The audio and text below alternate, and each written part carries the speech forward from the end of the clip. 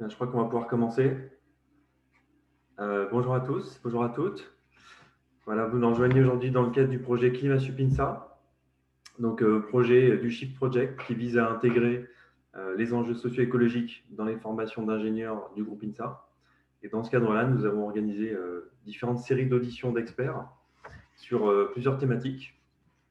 Et après la thématique des low-tech la semaine dernière, aujourd'hui c'est Mathieu Ozano, le directeur du Shift Project, qui va intervenir et nous présenter les enjeux géopolitiques euh, liés au pétrole et le lien avec l'industrie, avec nos sociétés.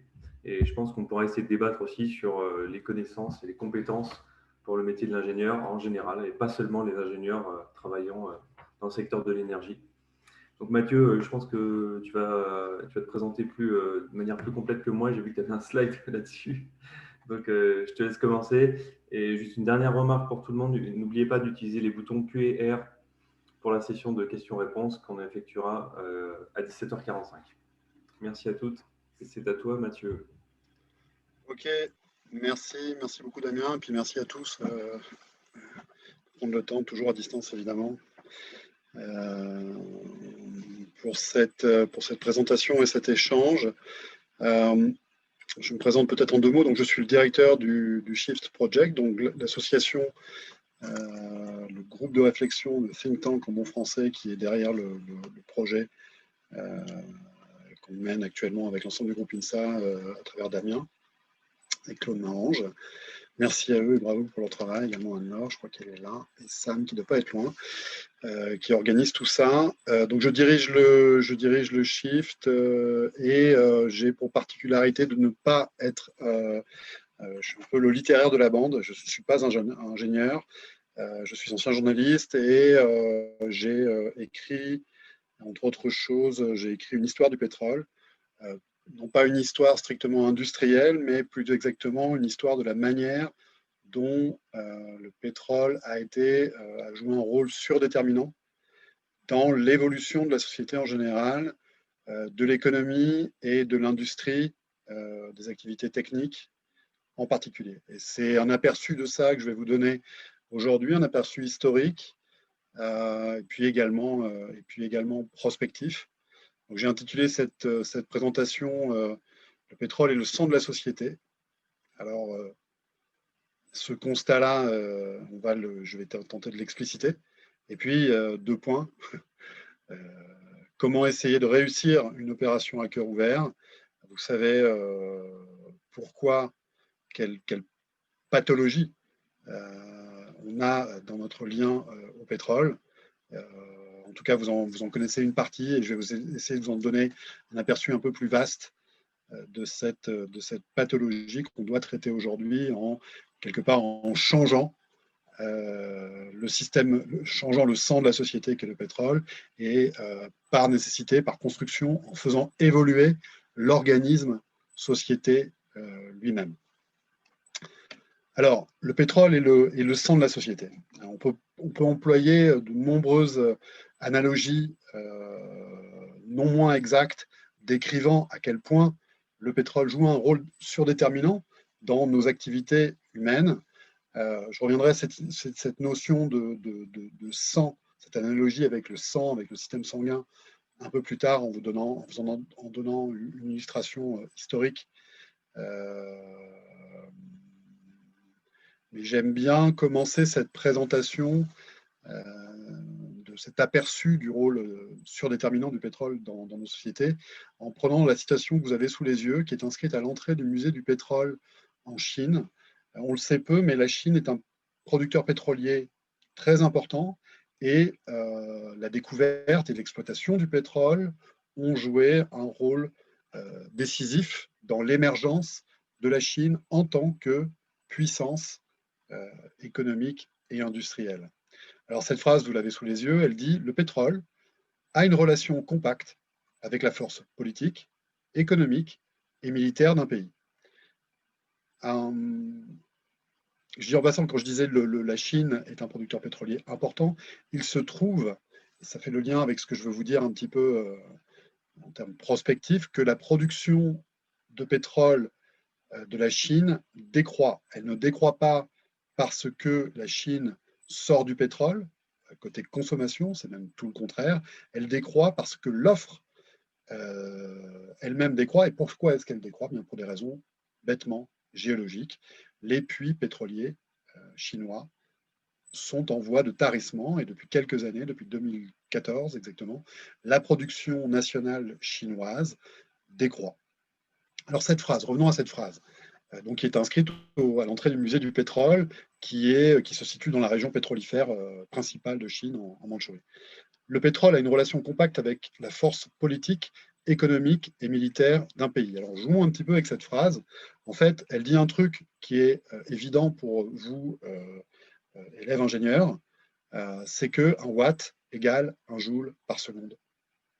Si vous remplacez pétrole par énergie, et on a le droit, puisque le pétrole est la première source d'énergie utilisée, requise par l'humanité pour effectuer de la puissance, eh bien, effectivement, il y a cette relation compacte.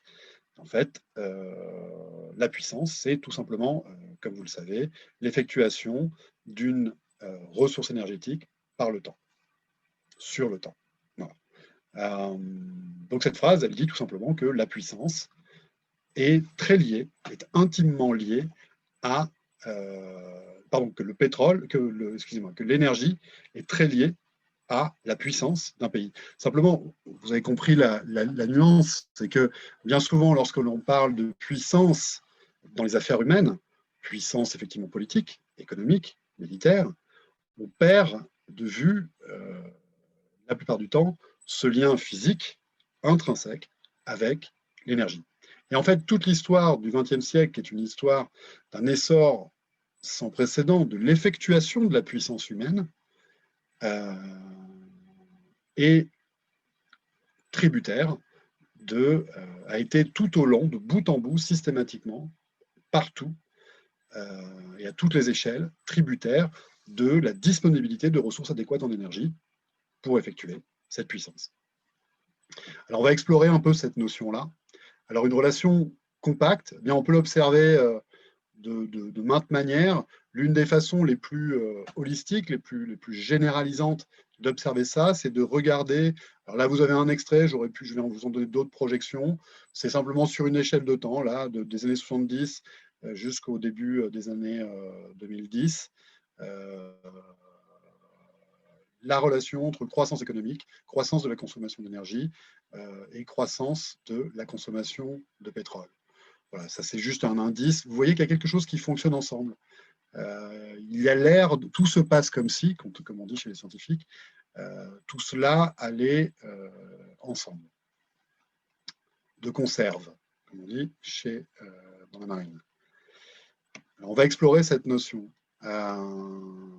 Effectuation d'une puissance croissante au XXe siècle, depuis l'essor industriel, disons, depuis la moitié du XIXe siècle. Sur le graphe du haut, vous avez quelque part le début du diagnostic qu'on peut poser aujourd'hui, c'est la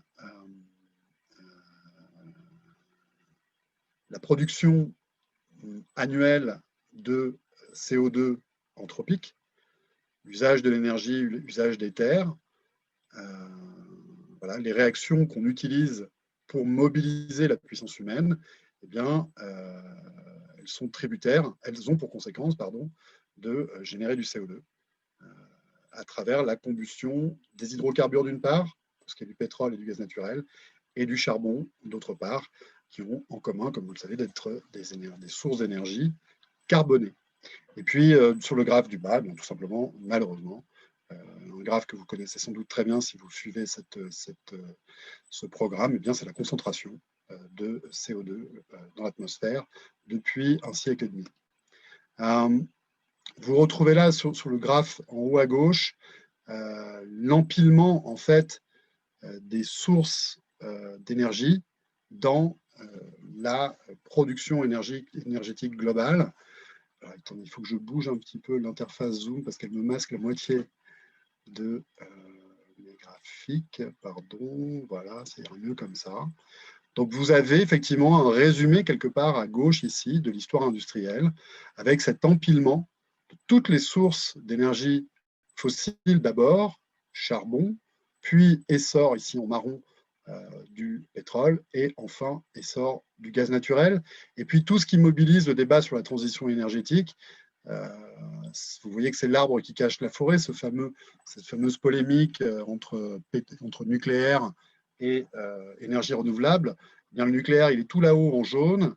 En bleu, ce sont les barrages. Et là, vous le verrez à peine, vous le distinguez à peine, ce sont les énergies renouvelables. Donc finalement, pour mobiliser la puissance économique, politique et même militaire, toute la puissance technique mobilisée par l'humanité, elle est et demeure à 85%, 85% tributaire de sources d'énergie fossile, carbonée et tarissable. On va y revenir. Et donc, effectivement, si on y réfléchit un petit peu, l'énergie est par excellence le pétrole, par excellence et par quantité. On va y revenir. Ici, dans les sources d'énergie fossile, le pétrole est le numéro 1, reste le numéro 1. On va y revenir tout de suite après. On perçoit, si on réfléchit à toute la manière dont techniquement on mobilise la puissance, eh bien cette énergie, elle est absolument omniprésente. Et c'est en cela qu'elle est le sang, l'énergie de manière générale, et par excellence, le pétrole constitue le sang, c'est-à-dire ce qui apporte l'énergie. Ces sources d'énergie, c'est ce qui apporte l'énergie et ce qui permet d'effectuer la puissance du corps technico-sociétal, si on veut dire les choses comme ça. Continuons dans un petit peu cet aperçu. Donc là, vous avez un petit peu détaillé la répartition des sources d'énergie. Donc vous voyez ce que je vous disais à l'instant, que le pétrole demeure devant le charbon et devant le gaz naturel la première source d'énergie fossile et la première source d'énergie tout court. Ici, pétrole et gaz, il faut simplement rappeler, comme vous le savez, que chimiquement, on parle de la même chose, l'hydrocarbure. Donc, finalement, le gaz, c'est un petit frère du pétrole. On parle vraiment des mêmes ressources, de la même chimie, des mêmes ressources géologiques. En général, on trouve le gaz au même endroit que le pétrole. Il se forme de la même manière. C'est rigoureusement la même chose, simplement, il y en a un qui, à température ambiante et pression ambiante, est sous forme liquide et l'autre qui est sous forme gazeuse. Mais fondamentalement, c'est la même chose. Évidemment, c'est beaucoup plus pratique à manipuler sous forme liquide. D'où la nature reine du pétrole.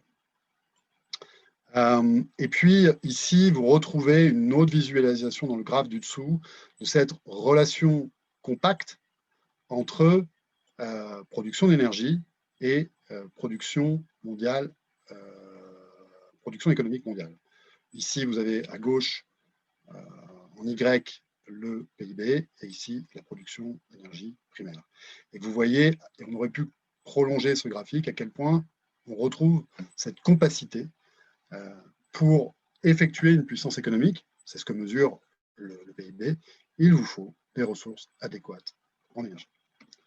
Ok, donc avançons sur le caractère premier du pétrole. Pourquoi est-ce que le pétrole est à ce point, en quantité et en qualité, la reine des sources d'énergie? Alors, pour présenter ça, j'aime bien passer par des exemples historiques, tout simplement parce que c'est le domaine que j'ai sans doute le plus documenté. Donc, je vais vous donner comme ça, rapidement, une petite série d'aperçus historiques de cette relation compacte qu'il y a dans l'histoire entre une volonté de puissance, des volontés d'effectuer des puissances matérielles et la nécessité, le rôle décisif du fait de disposer ou de manquer d'énergie et en particulier de la meilleure source d'énergie, c'est-à-dire la plus simple, celle qui offre le rapport coût-bénéfice le plus intéressant, qui est le pétrole. Donc le pétrole, rapidement cet aperçu historique, le pétrole a joué un rôle décisif dès la guerre de 14 pour rompre la guerre de position, les chars, la cavalerie blindée, comme on l'appelait à l'époque, ont joué un rôle décisif pour rompre la guerre de tranchées et donner l'avantage aux forces alliées. Et voilà, donc pour symboliser ça, j'aime bien utiliser cette citation de Lord Curzon, qui était un des stratèges de l'Empire britannique à l'époque, qui a été notamment vice-roi des Indes. Il constatait ça en novembre 1918, au lendemain de l'armistice. Il disait: on pourrait presque dire que la cause des Alliés a flotté jusqu'à la victoire sur une vague de pétrole. Une vague de pétrole. On retrouve une nature liquide qui est très intéressante, qui est très pratique par rapport au charbon. C'est l'une des nombreuses qualités physiques naturelles du pétrole, c'est qu'elle est liquide. Ça me permet de revenir à cette notion de sang, cette analogie avec le sang. Il se trouve qu'au même moment, plutôt un an plus tôt, en 1917, l'analogie la plus célèbre entre le pétrole et le sang a été créée, inventée par le tigre, Clémenceau. Georges Clémenceau, alors précisément que les forces alliées sont menacées de panne sèche, parce que les navires citernes qui ramènent le pétrole américain, leurs marins ne veulent pas s'engager dans la Manche par peur d'être coulés par les sous-marins allemands. Les forces alliées sont menacées à ce moment-là de se retrouver en panne sèche de ce fait. Et Clémenceau, alors que grâce à la cavalerie blindée, grâce aux chars Renault FT, les Alliés sont en train de reprendre l'avantage, l'état-major prévient Clémenceau que la panne sèche menace, et c'est à ce moment-là que Clémenceau, qui était un avocat, donc quelqu'un qui maîtrisait le verbe éminemment, envoie un câblogramme transatlantique au président américain Wilson pour l'appeler au secours et lui demander de toute urgence d'envoyer le pétrole nécessaire pour maintenir l'offensive. Et il a cette image et il dit dans les guerres de demain, une goutte de pétrole vaudra une goutte de sang. Et je ne sais pas s'il a mesuré la profondeur de son analogie, mais je vais vous en donner d'autres exemples de leaders politiques de l'époque qui comprennent à quel point la disponibilité d'énergie, et en particulier de pétrole, est absolument décisive dans l'effectuation de la puissance économique, politique et militaire. Je vous donne cet autre exemple, Calvin Coolidge, qui est un président américain qui n'est pas très connu, mais qui est quand même le président des années 20, ce qu'on appelle aux États-Unis, on ne parle pas des années folles, on parle des Roaring Twenties, des années 20 rugissantes comme l'industrie américaine qui est à ce moment-là en train d'exploser. Si vous vous rappelez, je ne sais pas s'il est tintinophiles, si vous vous rappelez de Tintin en Amérique, pour ceux qui aiment bien Tintin, on voit ces villes champignons qui poussent du jour au lendemain sur un champ pétrolier. Eh bien, la photo que vous avez là sous les yeux, c'est tout simplement Los Angeles. Los Angeles dans les années 20, ça ressemble à ça. En fait, la ville de Los Angeles, qui est, si on y réfléchit bien, l'archétype de la mégapole moderne, a poussé littéralement sur un champ pétrolier. Et Calvin Coolidge, à ce moment-là, fait cette observation. Il dit: il est probable que la suprématie des nations puisse être déterminée par la possession de pétrole. Un autre aperçu, moins riant, mais non moins juste, on peut regarder la Seconde Guerre mondiale comme l'affrontement entre deux nations qui avaient une volonté de puissance, mais qui étaient dépourvues de pétrole, l'Allemagne nazie et l'Empire nippon, vaincus par deux puissances qui se trouvent être, même des superpuissances, comme on va les appeler au sortir de la Seconde Guerre mondiale, qui se trouvent être au surplus ou à la base, en fait, les deux premiers producteurs de pétrole mondiaux à l'époque, et même encore aujourd'hui, l'URSS d'une part et les États-Unis d'autre part. Ce qui motive Adolf Hitler et les nazis dans l'opération Barbarossa, c'est-à-dire l'invasion de l'Union soviétique en 1941, c'est le but ultime de l'invasion de l'URSS, c'est de mettre la main sur la plus belle source d'énergie abondante et pas chère disponible sur tout le continent euroasiatique, qui est le pétrole de Bakou, au bord de la Caspienne, tout au sud de l'Union soviétique, et Stalingrad. Vous avez une photo ici. Stalingrad, le but de Stalingrad, c'est de mettre la main sur Bakou. Et comme vous le savez, cette volonté de puissance n'a pas pu s'effectuer. Autre exemple, miroir pratiquement, si l'on regarde quel était l'objectif fondamental stratégique de l'Empire nippon dans sa guerre dans le Pacifique, son objectif premier, explicitement connu des ennemis également américains, c'est de mettre la main sur la plus belle source d'énergie abondante et pas chère disponible dans cette région-là du globe, qui sont l'Indonésie, ce qu'on appelait à l'époque les Indes néerlandaises. Donc effectivement, la Seconde Guerre mondiale, on le voit peu, on en parle peu parce qu'on est obnubilé par les histoires humaines, mais si l'on regarde, si on élargit, comme on regarde la toile de fond, on a effectivement des volontés de puissance qui n'ont pas de pétrole et qui cherchent à mettre la main sur cette source d'effectuation de leur volonté de puissance cauchemardesque. Je continue rapidement sur ces exemples historiques. Je ne voudrais pas trop m'attarder dessus, mais pour moi, ils sont extrêmement significatifs et heuristiques pour comprendre cette omniprésence, ce rôle du pétrole comme sang de l'organisme sociétal et technique. C'est ce qui se passe tout de suite après la Seconde Guerre mondiale. L'idée des Américains, fondamentalement, ils constatent que le pétrole risque de leur manquer. Bien qu'étant la première puissance du monde, ils sont en train de mener une guerre sur 3 continents et sur 3 océans.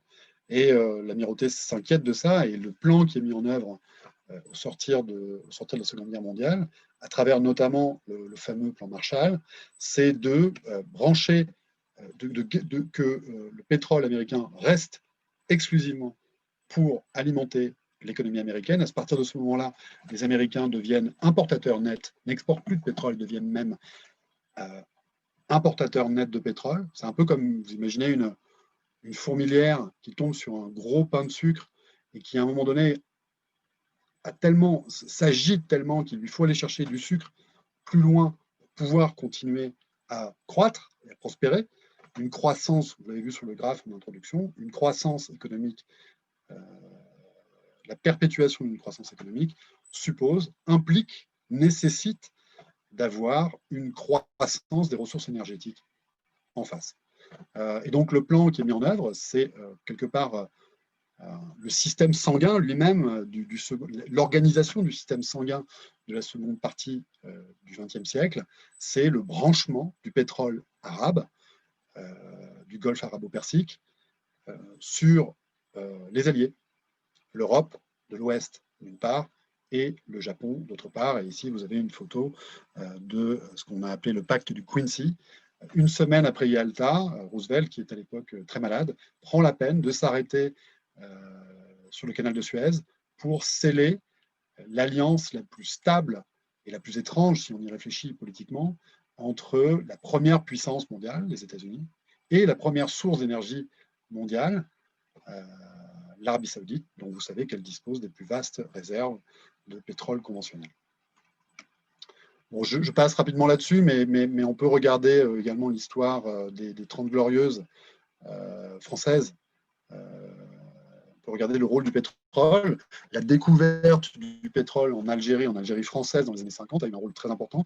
Et De Gaulle, à l'époque, constate que la découverte de Hassim et Saoud, le puits de la chance dans le Sahara algérien, est une grande chance qui pourrait changer le destin de la France. Voilà. Donc vous avez cette toile de fond en permanence. À chaque fois que vous avez la notion d'effectuer une puissance, en particulier pour ce qui vous intéresse, je pense, à moins que vous vouliez travailler dans l'industrie de l'armement, la puissance industrielle, la puissance économique, il y a toujours nécessairement en miroir, aussi vrai qu'un watt égale un joule par seconde, une toile de fond de disponibilité énergétique, et en particulier, jusqu'à présent, de pétrole. Alors, quel problème ça pose? Le climat, je ne m'y attarde pas. Je pense que si vous êtes là, vous êtes parfaitement, presque parfaitement, on n'a jamais fini d'apprendre, au courant des conséquences à travers l'effet de serre de cette omniprésence des énergies fossiles de manière générale et du pétrole en particulier. Ça, c'est les conséquences, c'est l'une des conséquences les plus problématiques et les mieux documentées, mais il y a une cause qui tient à la nature même du pétrole, qui est une source tarissable, Alors au Shift, on dit du coup que ce problème du caractère tarissable, épuisable du pétrole fait qu'il y a une double contrainte carbone. Un peu comme, je ne sais pas si vous vous rappelez de vos études, de vos lectures peut-être classiques, Ulysse qui naviguait entre Charybde et Scylla. En fait, il y a Charybde, qui veut dire que c'est le climat, et il y a Scylla, les deux, le récif et le tourbillon. Le tourbillon, c'est le caractère tarissable du pétrole, et il ne faut pas croire, c'est quelque chose qui est très mal documenté et que le Shift Project essaie de faire progresser, mais il ne faut pas croire que cette notion d'épuisement du pétrole soit quelque chose qui se situe dans un avenir extrêmement lointain. Ce graphique-là, alors il est un petit peu difficile à lire, mais je vous le résume. En fait, la partie en rouge que vous voyez, elle dit tout simplement que plus de la moitié de ce camembert, plus de la moitié des sources actuelles d'approvisionnement en pétrole de l'Union européenne, qui est le premier importateur mondial de pétrole, et pour cause, on est la première puissance économique mondiale, l'Union européenne, eh bien, plus de la moitié de ces sources d'approvisionnement sont appelées à décliner pour des raisons géologiques, à commencer par la Russie, d'ici à 2030. Donc voilà, donc là, ce que je voulais, la première partie du titre, c'était de vous dire que vous illustrez le fait que, et quelques conséquences du fait que le pétrole et le sang, en tout cas la principale portion du sang, du système sanguin de l'économie mondiale, et que du coup, il surdétermine la nature de l'organisme qui se déploie autour de ce système sanguin. L'analogie est parfaitement valable. Alors maintenant, comment est-ce qu'on réussit une opération à cœur ouvert? Alors, c'est une question qu'on explore beaucoup et que vous serez appelé à explorer vous-même, ou si ce n'est déjà le cas. Comment est-ce qu'on réussit à changer le système sanguin, ou en tout cas à changer le sang de l'économie mondiale, puisque c'est ça l'idée, hein, les accords de Paris sur le climat, ça veut dire se débarrasser, enlever 85% des sources d'énergie fossiles, carbonées et tarissables, et de les remplacer par autre chose. Et on devine par ça, et c'est ce qu'exprime ce graphe par lequel je vais terminer ce bref aperçu, on devine en se disant que changer le système sanguin de la société, ça revient à nécessairement déformer, modifier, changer l'organisation technique, l'organisme socio-technique lui-même. Alors, ce graphique-là, il vient d'une publication que le Shift Project a faite dans le cadre d'un rapport qu'on a réalisé pour l'association des plus grandes entreprises françaises, la FEP, qui réunit le CAC 40 et puis une centaine d'autres boîtes.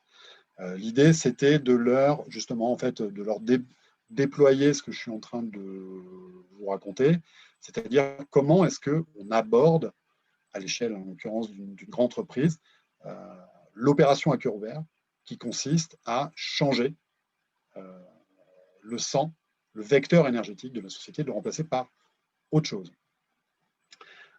Jusqu'à présent, je vais venir tout de suite après à l'explication de ce graphique. Jusqu'à présent, il reste encore quelques minutes pour ça. Jusqu'à présent, les présupposés thérapeutiques pour réussir cette opération ont été très partiels, très naïfs, j'allais dire, au sens où on a fait comme si il suffisait tout simplement de remplacer un vecteur énergétique par un autre et de continuer à perpétuer la croissance de l'organisme animé par ce système sanguin. Alors c'est ce que dit en fait ce graphique. Si vous le regardez, vous avez toujours en Y, vous avez toujours la croissance économique mondiale, et en X, alors non plus simplement le pétrole, mais l'énergie de manière générale, mais vous avez compris que c'est un proxy, puisqu'en fait, c'est largement un proxy, puisque le pétrole est la principale source d'énergie au sens large, et la principale source d'énergie carbonée. Donc, en fait, le problème qui se pose à l'échelle de l'énergie, et en fait le problème des énergies fossiles, et en particulier primus inter pares, premier parmi les égaux, le problème de la substitution du pétrole. Donc, cette relation compacte que je décrivais, on la retrouve pour le pétrole, mais on la retrouve pour l'énergie, et on la retrouve pour les énergies fossiles. C'est la même chose. jusqu'à aujourd'hui, jusqu'à présent. Donc, ce que dit ce graphique, c'est que voilà, vous retrouvez ce graphique que je vous ai montré au début, cette relation, pour ainsi dire, proportionnelle entre cette régularité, cette fonction affine entre pétrole d'un côté, enfin énergie d'un côté et croissance économique de l'autre, activité économique de l'autre. Vous avez quelque chose qui ressemble à une fonction affine par morceau, ici. Et puis, qu'est-ce qu'on doit faire à partir d'ici? Alors, on est en 2017, malheureusement, en 2020, on est un peu toujours dans la même situation, ça ne change pas grand-chose. Qu'est-ce qu'on peut faire pour sortir des énergies fossiles? Alors, si on compte sur l'efficacité énergétique, c'est-à-dire sur les progrès strictement techniques et sans rien changer à l'organisation de l'organisme lui-même, on voit que ça ne suffit pas, puisqu'en fait, les gains d'énergie, les gains d'efficacité énergétique, c'est-à-dire, pour simplifier, le progrès technique, le progrès des usages également, mais sans changer fondamentalement l'organisation, bah, c'est beaucoup trop lent pour espérer décarboner au rythme voulu. Et en fait, là, toutes les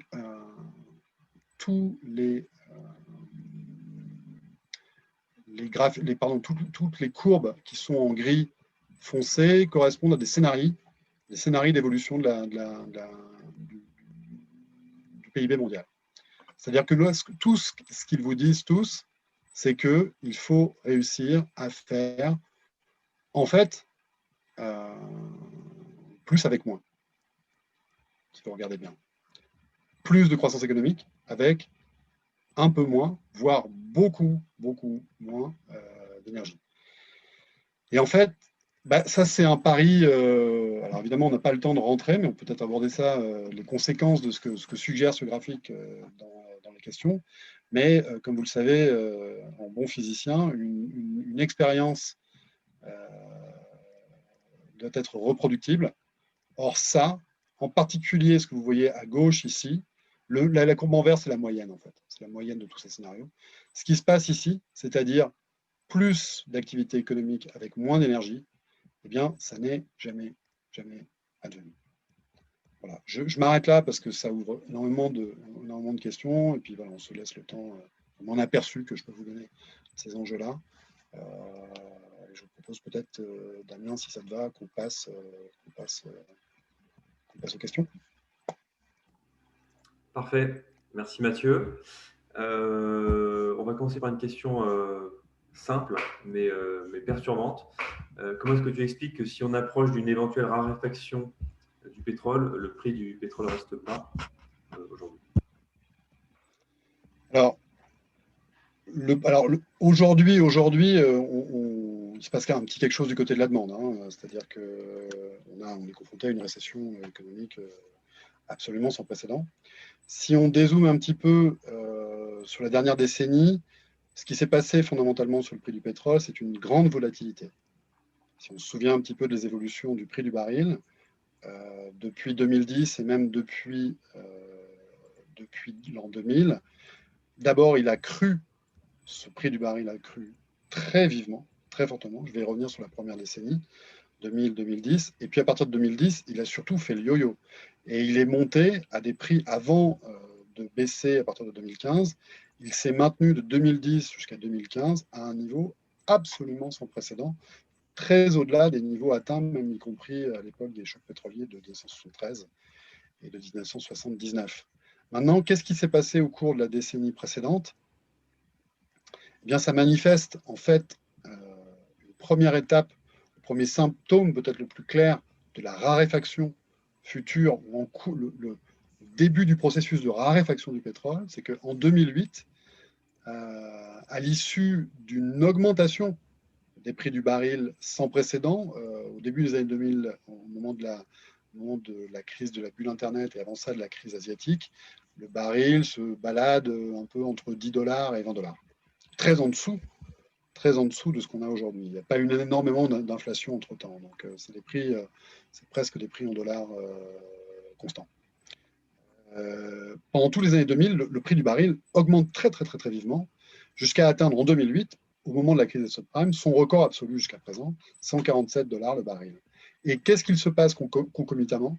Ça, c'est l'évolution sur le marché, mais vous savez que le prix est un reflet entre l'offre et la demande, bien évidemment. Un reflet indirect, mais un reflet quand même. Eh bien, géologiquement, du point de vue industriel, les années 2000 correspondent à ce que les pétroliers appellent la fin du pétrole facile. C'est-à-dire qu'à partir de ce moment-là, on voit les pétroliers déplacer leurs trépans dans des endroits, commencer à aller chercher le pétrole dans des endroits de plus en plus extrêmes, de plus en plus compliqués. On a commencé à parler après avoir développé le offshore, la production offshore, on a commencé à parler de deep offshore au début des années 2000, puis de ultra deep offshore. Et la dernière grande découverte pétrolière, elle se situe au large de Rio de Janeiro, à 10 km sous la surface des flots. Voilà, donc ça, c'est un fruit, c'est pas un fruit à portée de main, c'est un fruit qu'on est allé chercher, non pas sous les flots, mais tout en haut de l'arbre. Et en 2008, l'année du choc, j'allais dire du choc pétrolier, l'année de la crise des subprimes, la production mondiale de pétrole franchit un point caractéristique qui est le pic du pétrole conventionnel. C'est quelque chose qui a été documenté depuis, notamment par l'Agence internationale de l'énergie. À partir de ce moment-là, la production de pétrole conventionnel, c'est-à-dire le pétrole liquide classique, qui constitue les 4/5 de l'offre, et qui est l'or noir par excellence, pour ses propriétés physiques et la simplicité relative pour aller le chercher par rapport au pétrole non conventionnel qui se sont développés depuis, eh bien, en 2008, le pic du pétrole conventionnel est franchi. Qu'est-ce que ça veut dire le pic? Eh bien, c'est une gaussienne, tout simplement, hein, vous connaissez, une ressource finie, un puits de pétrole aussi bien que la boîte de biscuits qui vous attend dans la commode, toute ressource finie, son exploitation dans le temps part de zéro, passe par un maximum. Alors le maximum, ça peut être une jolie gaussienne, une jolie courbe en cloche, ça peut aussi être un plateau, hein, mais elle passera par un maximum avant de décliner jusqu'à zéro. Bon. Et bien, en 2008, la somme de toutes les sources de production de pétrole conventionnel passe par son maximum. Et l'Agence internationale de l'énergie, compte tenu de ce qu'on sait de l'état des réserves et des découvertes depuis, ne s'attend pas, en fait, aucune source de référence ne s'attend à ce que le phénomène soit inversé. Alors depuis, on a eu un pic qui a été franchi et on se situe sur un plateau ondulant légèrement en dessous de ce maximum. Et c'est un calcul qui est assez simple. On connaît en ordre de grandeur l'état des réserves de pétrole conventionnel. Il est très facile d'inférer quelle sera l'évolution de la production. Alors on ne sait pas à partir de quel moment cette production va décliner suffisamment pour que ça soit évident. Il n'empêche que ce déclin, pour le pétrole conventionnel, encore une fois les 4/5 de la production mondiale, ce déclin est amorcé. Très bien. Donc tu évoques le fait qu'on a déjà passé un pic pétrolier sur le pétrole conventionnel et qu'il y en aura forcément un sur le non conventionnel. Donc une question, c'est par rapport à la préparation que l'industrie, et notamment européenne, devrait prendre en compte. Est-ce que tu as des recommandations, des idées, du partage d'études sur comment l'industrie, donc à la fois l'industrie énergétique et l'industrie non énergétique, mais qui utilise du pétrole, donc par exemple du plastique ou du goudron, devrait se préparer, et aussi sur quel horizon temporel? Alors, je sais bien qu'il y a beaucoup d'incertitudes sur toutes ces questions-là, mais quelles sont les grandes tendances? Non, en fait, il n'y a aucune incertitude. Il n'y a aucune incertitude puisqu'on a signé un bout de papier qui s'appelle l'accord de Paris. Donc il y a une double contrainte carbone. Et ce dont je suis en train de parler, là, ce sur quoi on s'attarde, malheureusement, j'aimerais bien qu'on s'y attarde un peu plus, mais enfin, je veux dire, pas nous ici, hein, mais de manière générale, dans les médias, ça n'est qu'une seconde excellente raison de sortir du pétrole. Une seconde. La première, c'est le climat. Et en fait, le climat, ce qui est écrit dans les pas noirs sur blanc, mais ce qui est écrit entre les lignes de l'accord de Paris, c'est qu'il faut faire décroître les émissions de CO2 et par conséquent, en ordre de grandeur, la consommation d'énergie fossile, et le pétrole en particulier, de 5% par an, tous les ans, pendant 2 générations. C'est ça que ça veut dire l'accord de Paris. 5% par an, il est très peu vraisemblable que dans le pire scénario, un déclin géologique atteigne ce rythme-là. Donc, qu'est-ce que ça veut dire? Ça veut dire qu'en fait, cette problématique du pic pétrolier est en fait la voiture balai. Je ne sais pas si certains d'entre vous apprécient le Tour de France. Vous savez, sur le Tour de France, les coureurs qui n'arrivent pas à grimper en haut de l'Alpe d'Huez, qui échouent dans cette course, eh bien, ils sont ramassés par une voiture balai. Et en fait, le déclin géologique du pétrole, qui est un secret de polichinelle pour les pétroliers, hein, M. Pouyanné, tous les pétroliers savent ça, connaissent ces symptômes de la raréfaction du pétrole liquide classique, en tout cas des découvertes. Les découvertes, tiens, c'est un symptôme très intéressant, je m'y attarde une seconde, je ne l'ai pas mentionné, les découvertes de pétrole conventionnel annuelles, qui sont mesurées tous les ans, n'ont jamais été aussi maigres qu'aujourd'hui, faibles qu'aujourd'hui. Si vous réfléchissez 2 secondes, et si vous oubliez qu'on habite une sphère, c'est complètement contre-intuitif. Le pétrole, alors certes le prix du baril a décliné, mais il a été très très très élevé pendant 10 ans. Les investissements dans la recherche de pétrole n'ont jamais été élevés, aussi élevés, d'une part. D'autre part, la géophysique, le traitement du signal, les mathématiques appliquées dans la modélisation des ressources géologiques ont tous connu des développements absolument vertigineux. Néanmoins, les pétroliers trouvent systématiquement de moins en moins de pétrole, et c'est une tendance qui s'est amorcée dans les années 60. Donc, ça fait depuis les années 60 que, globalement, en tendance, les pétroliers trouvent moins en moins de pétrole. Il faut pas, ça ne demande pas de sortir d'une grande école d'ingénieurs, d'inférer de ce symptôme le fait qu'à un moment donné, la production, puisque les découvertes déclinent, la production va décliner. Bon, mais ça, si vous voulez, c'est vraiment, pour moi, c'est vraiment la voiture balai, sachant qu'on peut s'attendre, quand on regarde les pays qui déclinent, parce qu'il y a de nombreux pays pétroliers dans la production décline, et malheureusement pour nous Européens, il y en a beaucoup autour de nous. L'Algérie est en train de décliner, le Nigeria décline, l'Angola décline, le Mexique décline, la mer du Nord, cas d'école de ce phénomène, décline. On observe des taux de déclin qui ne sont pas de 5% par an. Sauf si on arrête tout, sauf si on arrête d'investir et qu'on arrête les pompes et qu'on se contente de la pression naturelle qui décroît au fil du temps dans un champ pétrolier. On n'est pas à 5% par an. Donc voilà, il y a 2 excellentes raisons. Et en fait, si au Shift Project, nous, on sert de matrice de réflexion au départ.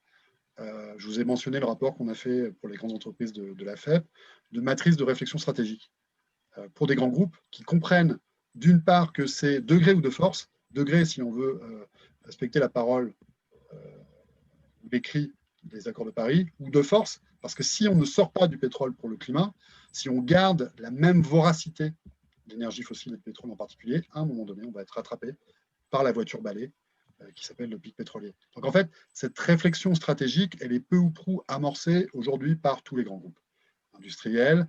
Les politiques sont en retard, ou en tout cas, ils ont un diagnostic et des réflexions thérapeutiques qui sont partielles, parfois naïves, mais le phénomène est enclenché. Donc en fait, cette évolution des modèles d'affaires, cette réflexion en tout cas, malheureusement, ce n'est pas encore les modèles d'affaires, ni même l'organisation des sociétés politiques qui évolue. En tout cas, cette réflexion, elle est amorcée, et j'ose dire qu'au Shift Project, on fait partie des endroits où on stimule cette réflexion.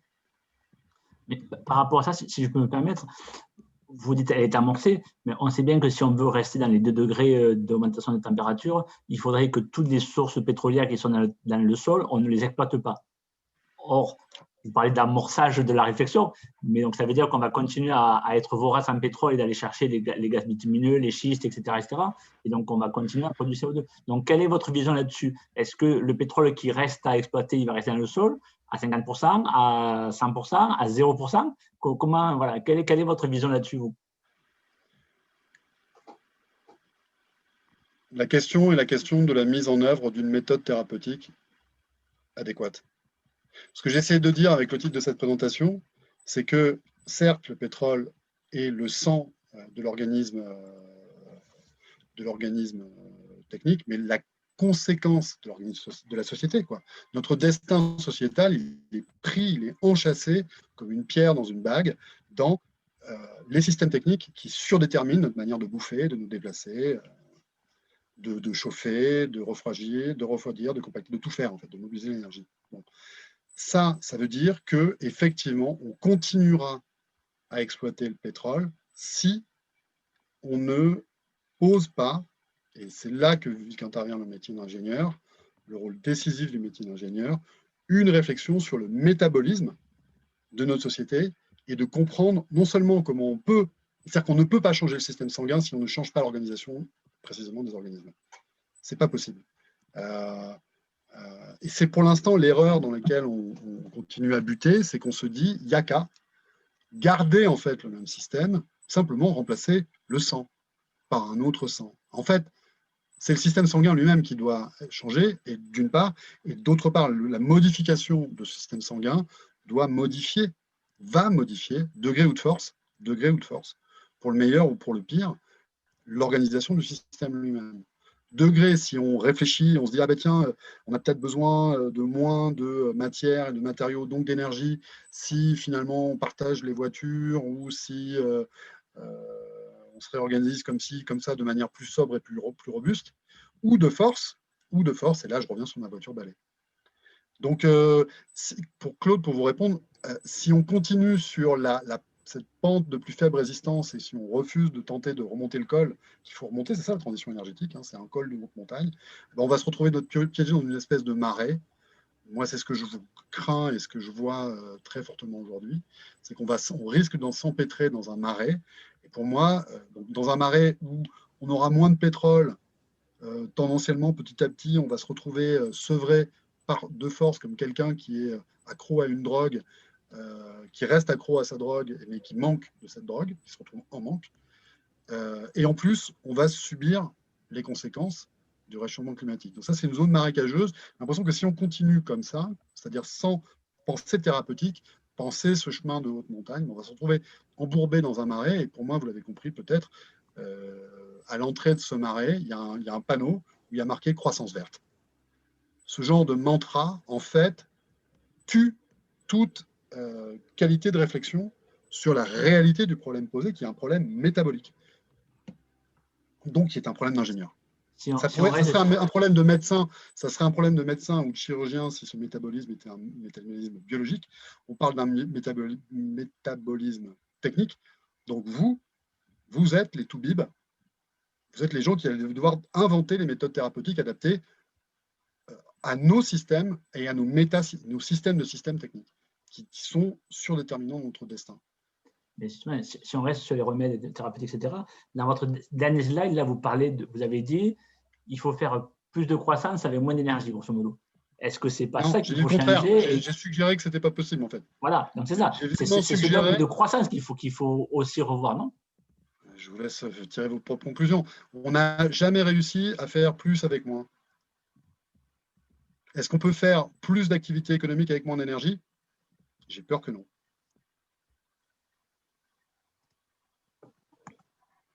Et si on prenait l'exemple d'une partie de la transition qui pourrait consister à envisager d'autres énergies, donc des énergies alternatives, renouvelables, nucléaires, est-ce que tu peux nous parler des relations qu'il y a entre ces énergies alternatives et les énergies fossiles dans le cadre d'une possible transition? Elle est très simple en fait, et si vous avez réfléchi, si vous réfléchissez en ingénieur, elle tombe sous le sens. Pourquoi est-ce qu'on a commencé par le pétrole? Parce que c'était ce qu'on avait, c'était le fruit bien mûr à portée de main.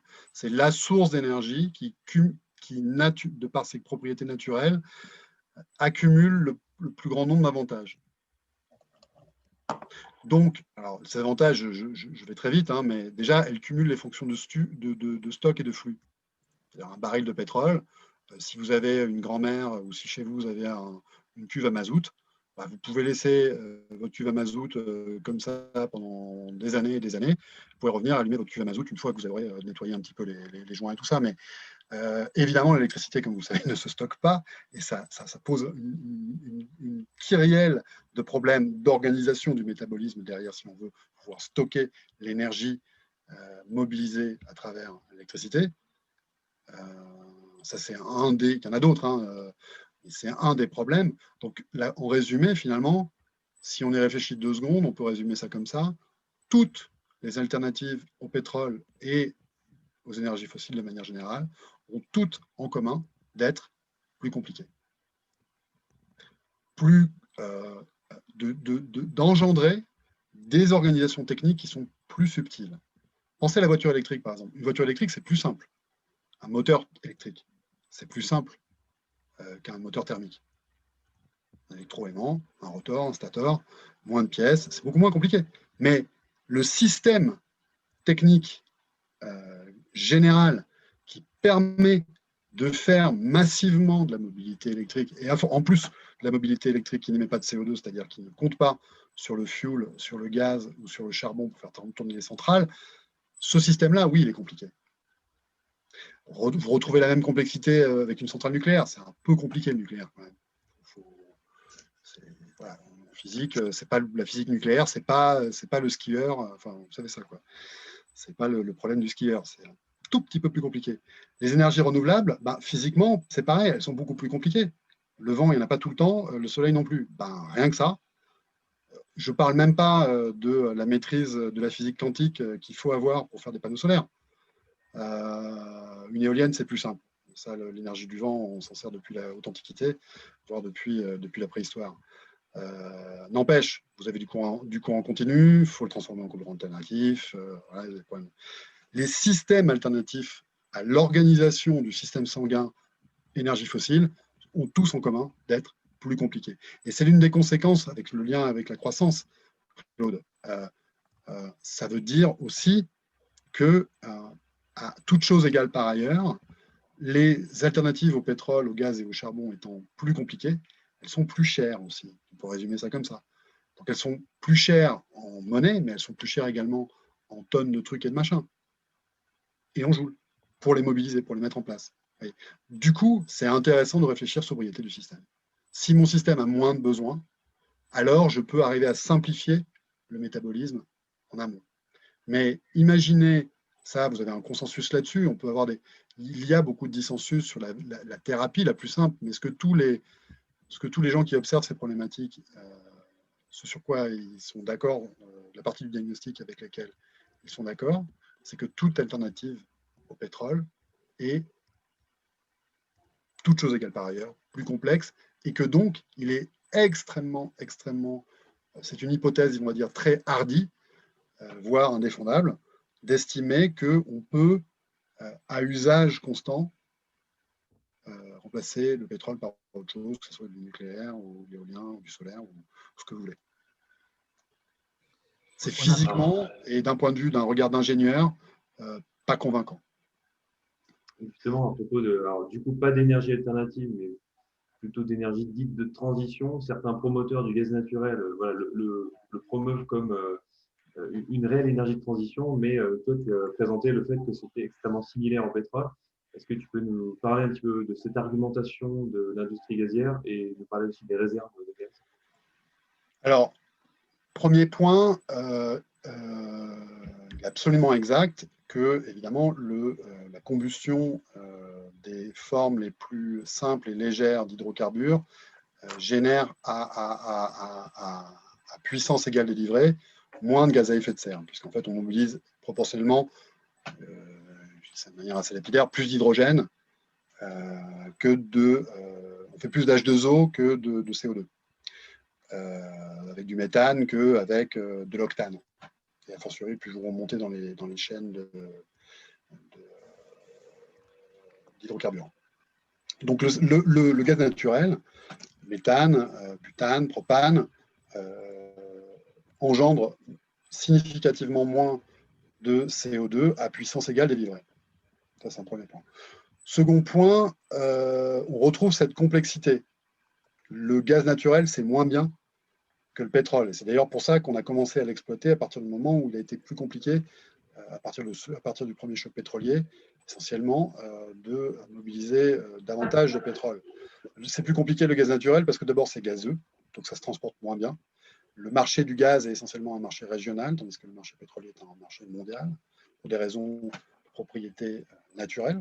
C'est beaucoup plus facile de transporter un liquide qu'un gaz.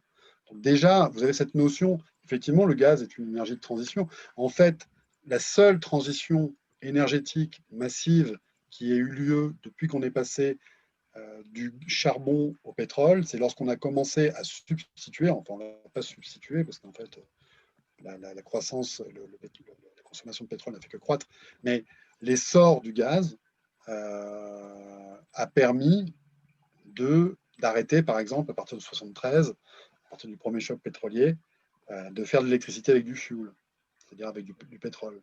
Ça, c'est en fait, si vous regardez, c'est la seule transition énergétique massive, historique, effectivement réalisée. vous voyez effectivement dans le mix électrique des pays développés, la part du pétrole électrique, la part du pétrole shunté jusqu'à représenter quelque chose de très subsidiaire aujourd'hui, remplacé essentiellement, alors certes par du nucléaire, mais surtout par du gaz naturel. Ça, c'est un premier point. C'est un second point. Troisième point, la question du climat. Est-ce qu'il est vrai de dire que le gaz est un intermédiaire, un chemin plus facile, un relais dans la transition du point de vue du climat? Alors, c'est partiellement vrai. C'est-à-dire que si en Allemagne ou en Chine, on remplace du charbon par du gaz, comme je viens de le dire, il y a un gain. Il y a en tout cas, au contraire, une économie du gaz à effet de serre. On va dire c'est moins que rien, c'est mieux que rien, pardon, c'est mieux que rien. Mais si on regarde les objectifs de décarbonation pour rester en deçà de la cote d'alerte d'un réchauffement de 2 degrés d'ici à la fin du siècle, il n'y a plus de gaz fossile. Il n'y a plus de gaz fossile. Donc il faut en sortir aussi. Et d'ailleurs, si vous regardez dans l'actualité, c'est quelque chose qui commence à émerger très fortement. Si vous regardez sur Internet aujourd'hui une déclaration du patron de la Banque européenne d'investissement, le CB, qui dit on ne peut plus investir sur le gaz fossile. On ne peut plus investir sur le gaz fossile. Alors, vous retrouvez, donc, pour des raisons au climat, mais en fait, et ça, c'est quelque chose qu'on va tâcher de documenter dans les mois qui viennent au Shift, il y a aussi un problème géologique. Il y a aussi un problème géologique sur le gaz. Puisqu'on va le chercher dans les mêmes zones, ce n'est pas très étonnant de se dire qu'avec un décalage dans le temps, et encore, pas forcément, pas toujours, la mer du Nord, la production, l'Algérie, la production de pétrole décline, mais la production de gaz n'augmente plus. Elle a tendance à s'affaisser. Donc il faut s'attendre à avoir un déclin géologique décalé dans le temps. Et enfin, la question du biogaz, là, c'est à nouveau, vous retrouvez cette question de complexité et de disponibilité, de faisabilité. Il n'est pas du tout évident qu'on puisse mobiliser à usage, c'est-à-dire à niveau de consommation égal, des ressources de méthane d'origine biologique à la hauteur de notre consommation actuelle de gaz fossile. Quand je dis c'est pas du tout évident, c'est un euphémisme. Alors, oui, encore un petit peu à propos du gaz, mais aussi du charbon. On a la technologie disponible pour synthétiser des carburants à partir du gaz ou du charbon, comme ça a été fait pendant la Seconde Guerre mondiale. Apparemment, Shell serait prêt à employer ces techniques-là. Qu'est-ce que tu penses de la position des pétroliers par rapport à ça? Ça pose un problème d'échelle. Moi, le seul problème qui m'intéresse, la stratégie commerciale des pétroliers, ça ne m'intéresse pas. Ce qui m'intéresse, c'est est-ce qu'on peut développer, sur quel outil, sur quel instrument on peut compter pour réussir l'opération à cœur ouvert que je décrivais. Toutes les alternatives, comme je l'ai dit, toutes les alternatives au pétrole sont plus compliquées. Aucune ne fait exception. À moins qu'on réalise qu'on avait loupé un truc, ou qu'on maîtrise la fusion, ou que sais-je. Eh bien, c'est à nouveau le cas pour les techniques qui permettent de liquéfier du gaz ou du charbon. Alors, ce sont des techniques qui sont anciennes, qui ont été développées en Allemagne, notamment, principalement dans les années 10 et les années 20. On retrouve qu'est-ce qui manifeste cette complexité? En fait, là, on retrouve un problème qu'on retrouve très souvent, c'est un problème d'échelle industrielle significative. Techniquement, à l'échelle du laboratoire ou à l'échelle d'une unité de production, quels que soient les rendements, quelle que soit la complexité de ce que vous entreprenez, vous pouvez tout faire. Sur une paillasse, on peut tout faire. On peut faire des micro-organismes OGM qui font caca, qui défectent du pétrole. On sait le faire. Exxon a des laboratoires pour faire ça. On décante des micro-organismes et on les transforme en hydrocarbures. La question est une question de à quelle échelle je peux déployer cette solution de manière vraisemblable pour que ça soit plus qu'un gadget ou qu'une solution subsidiaire. Et bien là, bon, l'expérience a déjà été faite par de nombreux pays, tentée en tout cas. La liquéfaction du charbon. L'Allemagne nazie, j'ai fait allusion, était très très loin là-dedans. On a vu qu'ils n'ont pas pu faire jeu égal avec la production pétrolière des puits américains. Loin s'en faut. C'est bien pour ça, comme je l'ai dit, nazis ont envahi l'URSS. Et c'est l'une des raisons fondamentales pour lesquelles ils ont perdu la guerre, lorsque les bombardiers européens, les bombardiers alliés ont commencé à réussir à toucher les usines de liquéfaction. Albert Speer, qui était le grand ordonnateur de l'effort de guerre allemand, a écrit dans ses mémoires qu'il avait compris à ce moment-là que la guerre était définitivement perdue.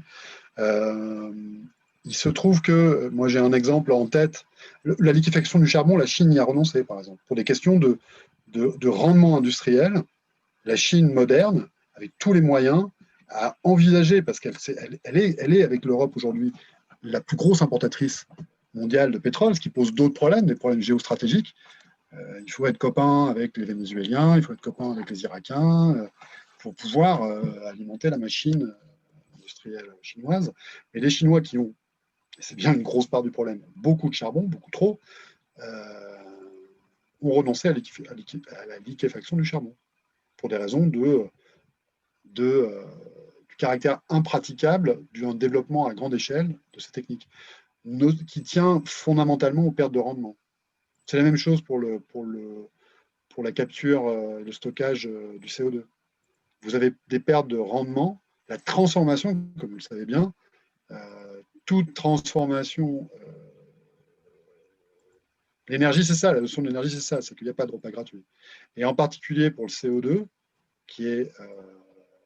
dont les propriétés physico-chimiques rendent toute transformation du CO2, et c'est presque la même, c'est dans une certaine mesure la même chose pour les hydrocarbures, à un coût énergétique qui rend le déploiement d'alternatives de ce type-là compliqué. Je me rappelle avoir, je vais rappeler une anecdote, j'ai visité, j'ai longé les usines de liquéfaction d'Afrique du Sud. Au moment de l'apartheid, à l'époque du régime de l'apartheid, dans les années 80, il y a un embargo sur le pétrole. Nelson Mandela a dit que c'était l'une des raisons principales qui ont abouti à l'impasse du régime d'apartheid.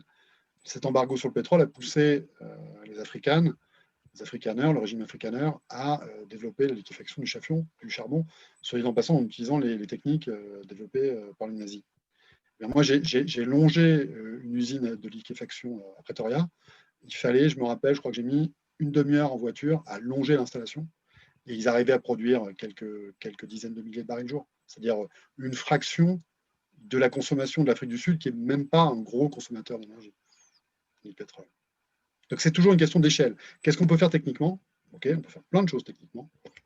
La créativité n'a pas de limite. La question est une question de métabolisme. Est-ce que cette solution technique peut être déployée à la bonne échelle, à une échelle intéressante, pour offrir véritablement une solution?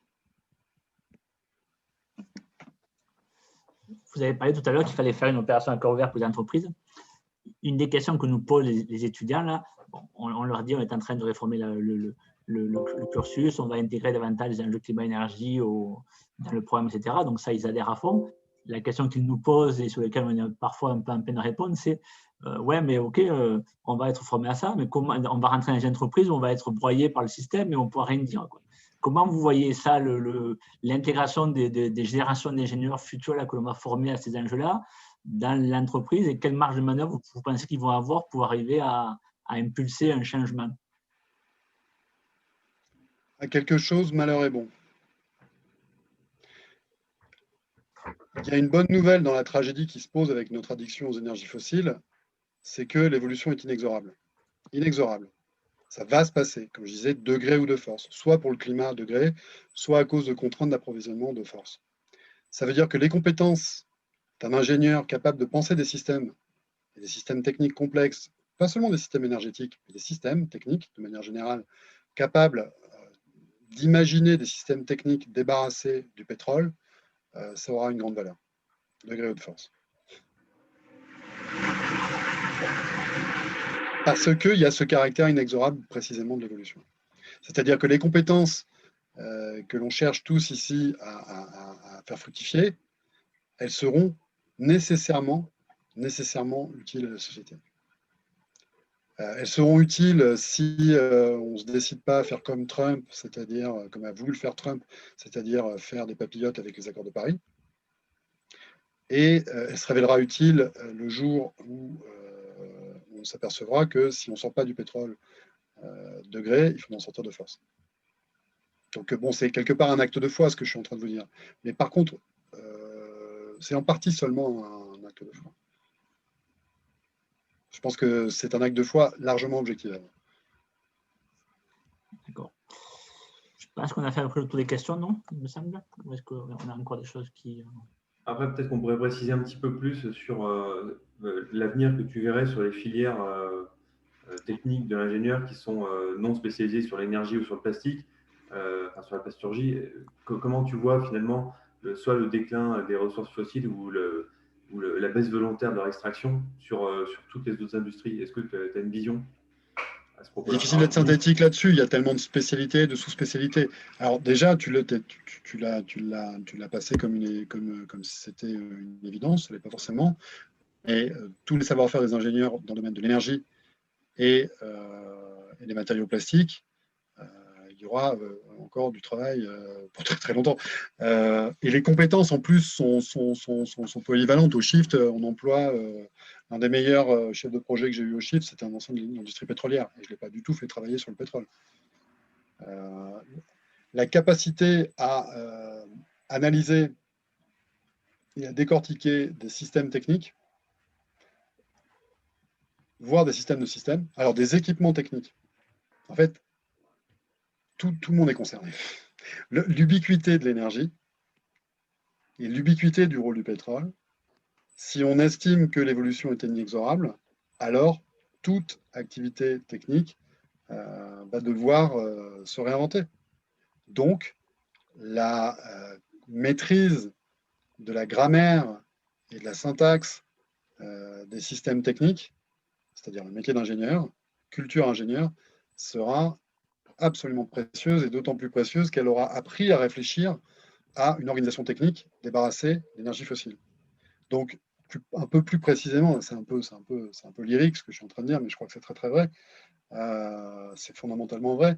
Mais pour donner un exemple, moi j'ai été frappé de voir que c'est un exemple spécifique. Je ne vais pas m'aventurer sur des métiers que je connais mal, peu, pas du tout. J'ai été frappé de voir que les compétences d'un ingénieur système travaillant sur des moteurs d'avion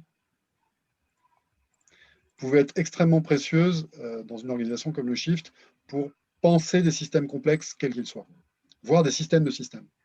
Les mécanismes intellectuels, les méthodes qui permettent de concevoir un avion, ou de réfléchir à un système complexe qu'on appelle avion, ou à un système de systèmes, donc, sont parfaitement transposables et extrêmement précieuses. Aujourd'hui, au Shift, là, on a un projet phare qu'on appelle le plan de transformation de l'économie française, donc, qui consiste à essayer précisément d'imaginer une organisation technique différente. Donc, c'est de l'ingénierie de système, et même de l'ingénierie de système de système.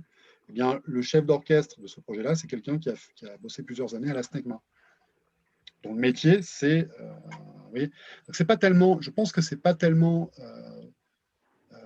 telle ou telle compétence spécifique, c'est un mindset, comme on dit en anglais, une capacité à décortiquer des systèmes, des équipements techniques, des systèmes techniques et des systèmes de systèmes techniques.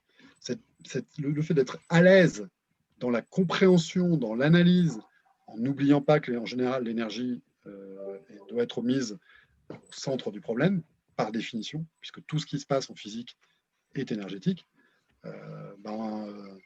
ça sera utile.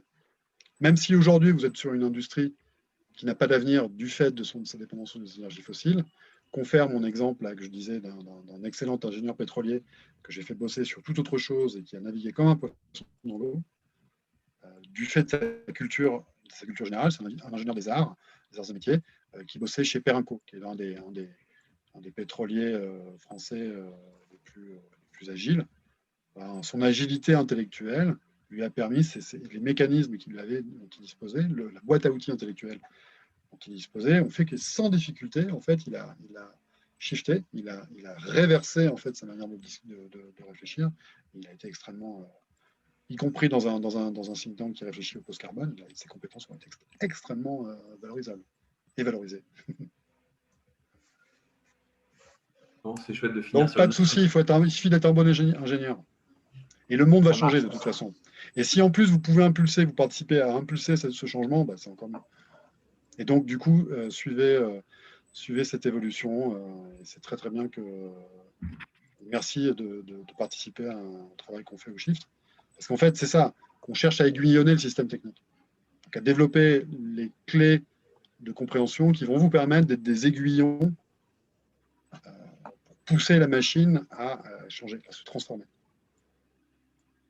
On retient l'analyse systémique, l'esprit critique, très important. Et je trouve que c'est vraiment pas mal de pouvoir finir aussi sur cette note positive que tu viens de donner sur le fait que beaucoup de compétences des ingénieurs peuvent être tout à fait transposées sur d'autres problématiques qui sont tout aussi complexes, voire même plus. Je ne sais pas si tu voulais rajouter d'autres points sur tout ce qui était connaissances ou compétences de l'ingénieur. C'est vrai que tu en as un petit peu parlé. Si tu veux rajouter un point, c'est maintenant. Sinon, je pense qu'on peut clore notre audition. Non, je crois que j'en ai dit suffisamment, je pense. Très bien, bah, écoute, merci Mathieu. Et en mémoire, on va rediffuser cette audition, premièrement en interne aux INSA pour que plus d'étudiants, d'enseignants, d'équipes pédagogiques en général puissent s'en emparer. Et ensuite, ce sera rediffusé sur la plateforme YouTube du Shift. Et voilà, je vous remercie à tous et à toutes pour votre participation et je vous dis à bientôt. Merci beaucoup, bonne soirée. Bonsoir. Merci Damien, merci Claude, Anne-Laure, Sam si tu es là, Clémence. Merci, bravo, continuez comme ça. À bientôt. À bientôt. Au revoir à tous. Au revoir.